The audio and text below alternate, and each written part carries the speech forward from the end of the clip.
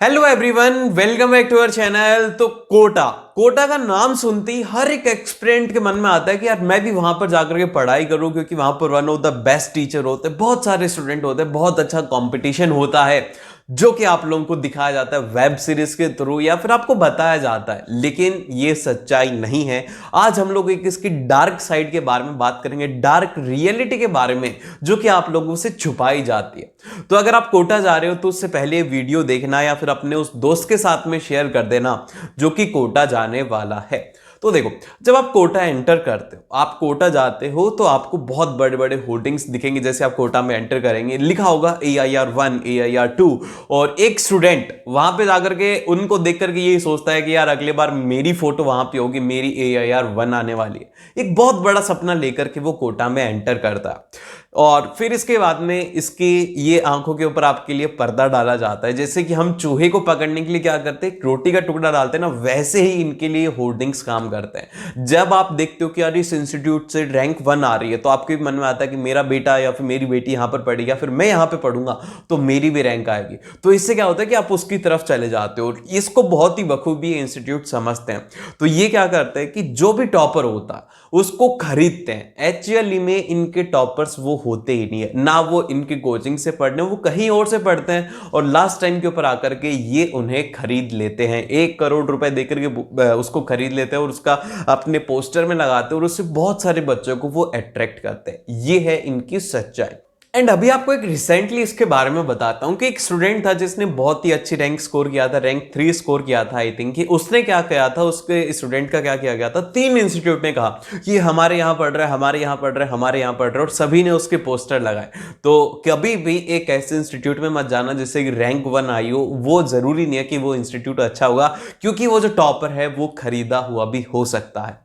And अभी जो second आपके साथ में होता है वो होता है एंट्रेंस एग्जाम को लेकर के। अब जैसे आप जाते हो एंट्रेंस एग्जाम के, आपको कहा जाता है एंट्रेंस एग्जाम होगा, उसके अंदर अगर आप अच्छा स्कोर करेंगे तो ही आपका एडमिशन मिलेगा, जो कि एक झूठ होता है। क्योंकि एंट्रेंस एग्जाम के अंदर अगर आप नेगेटिव भी स्कोर कर रहे हो ना, तो भी आपको वहां पे एडमिशन मिल जाता है। उनको मतलब ही नहीं होता, आपसे मतलब ही नहीं होता, उनको सिर्फ और सिर्फ मतलब होता है कि आप जल्दी से एडमिशन लो।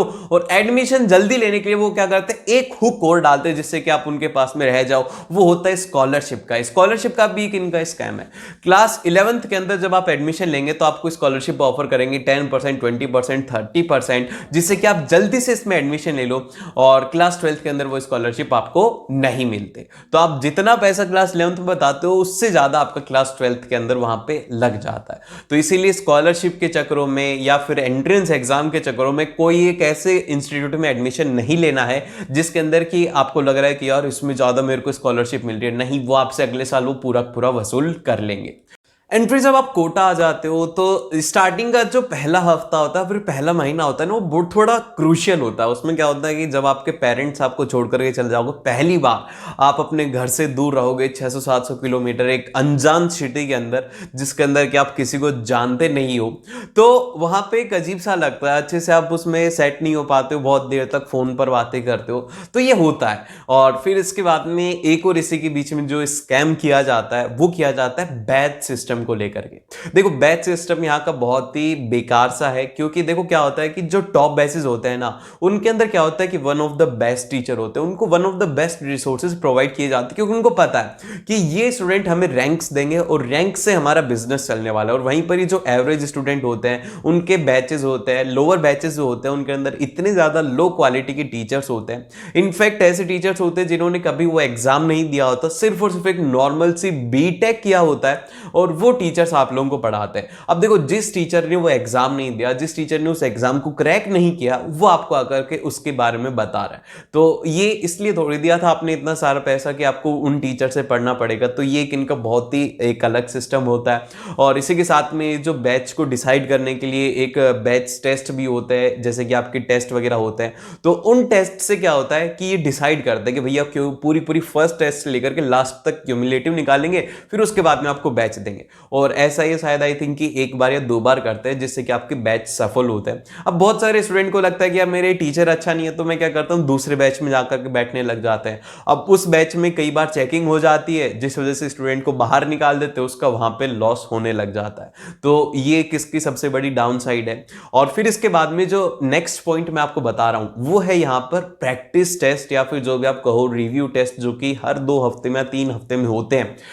स्टार्टिंग के अंदर ऐसा टेस्ट होता है, स्टार्टिंग का जो 2 से 3 महीने होते हैं ना, वो ऐसे होते हैं जिसके अंदर के स्टूडेंट को ये बूस्ट करते हैं कि हाँ भैया मुझे तो सब कुछ समझ में आ रहा है, सब कुछ टीचर अच्छे से पढ़ा रहा है, सारा सारा होमवर्क हो रहा है, अच्छे से चीजें समझ में आ रही है। ऐसा इसलिए होता है क्योंकि इनको पता है, इनका एक टाइम होता है कि 3 महीने तक की फीस आपको कुछ परसेंट रिफंड मिल जाते, 3 महीने बाद में रिफंड नहीं मिलती। तो स्टार्टिंग का जो पहला टेस्ट होगा ना, वो इतना ज्यादा ईजी होता है, इतना ज्यादा ईजी होता है कि आप देखोगे आपके क्लास के अंदर 360 में से 356 360 स्कोर कर रहे हैं। क्यों कर रहे हैं? क्योंकि वो टेस्ट बहुत ही ज्यादा इजी है और स्टूडेंट को भी कॉन्फिडेंस आता है कि यस बहुत ही अच्छे से मैंने किया, और स्टूडेंट भी उस जोश के अंदर अच्छे से पढ़ाई करता है। लेकिन क्या होता है, जैसे जैसे सिलेबस बढ़ता है और जैसे जैसे सिलेबस आगे होता है, तो ये भी अपनी टफनेस को इंक्रीज करते जाते हैं। और थर्ड टेस्ट जो होता है अप्रोक्सीमेटली, वो भी एक बहुत ही ज्यादा इजी होता है, लेकिन जो सच्चाई आती है उसके बाद में आती है। फिर उसके बाद में मार्क्स ऐसे, जैसे कि पहले तो एक्सपोनेंशियल इंक्रीज होते हैं, फिर उसके बाद में ऐसे डिक्रीज होते हुए जाते हैं।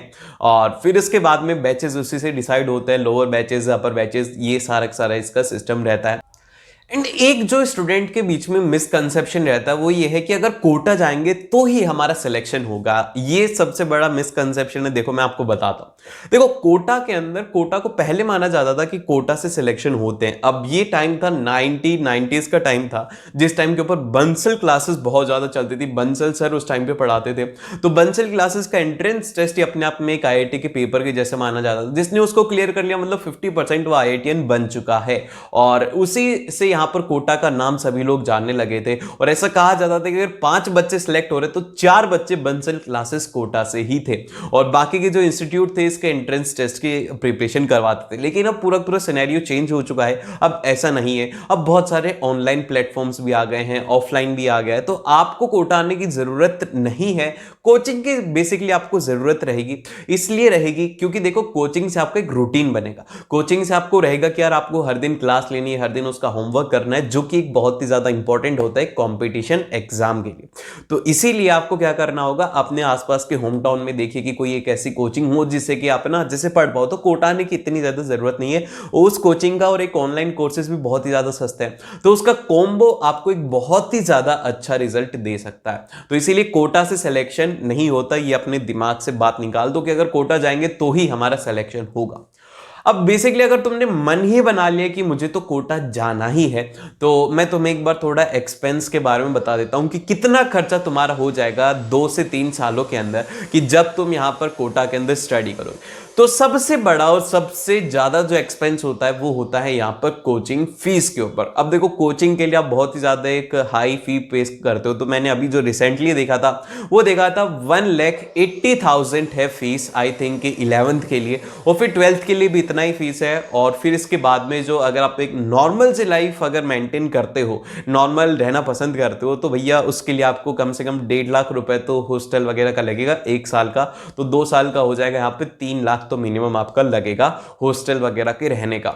और अब देखो ये बहुत ही एक ज्यादा बड़ा अमाउंट होता है एक मिडिल क्लास के लिए, तो इसीलिए अपना जो डिसीजन है उसको थोड़ा सोच समझ करके आना, और ऐसा ना हो कि आप कोटा में आकर के वो अपना रिजल्ट ना पा पाओ। ठीक है, कोटा अगर आ रहे हो तो मैं आपको एक हार्डकोर ट्रूथ बताता हूं, जो कि कोटा में आने वाले 0.1% स्टूडेंट फॉलो कर पाते हैं। वो है कि आपको हर दिन, देखो हर दिन 6 से 7 घंटे 2 सालों तक क्लासेस लगेंगे, आपको 2 साल रगड़ना पड़ेगा, अच्छे से रगड़ा जाएगा आपको, और उसी 2 साल के अंदर आपका वो रिजल्ट आने वाला है। तो 2 साल में आपको हर दिन होमवर्क करना है, हर दिन जो आपको टीचर ने पढ़ाया उसको रिवीजन करना है, और आपको ये भी मेंटेन करके चलना है कि आपके कोई भी बैकलॉग्स ना हो, क्योंकि अगर एक बार बैकलॉग्स बनने लगी तो फिर बैकलॉग्स बहुत ही ज्यादा बन जाएंगी। और फिर उसके बाद में आप क्या करोगे, बहुत सारे स्टूडेंट स्टार्टिंग के अंदर जोश जोश में बहुत अच्छे से पढ़ाई करते हैं, फिर धीरे धीरे बैकलॉग्स आती है, अच्छे नंबर नहीं आते, तो डिप्रेस होकर के आराम से पढ़ाई छोड़ देते कि भैया अब नहीं होगा, ये नहीं होने वाला।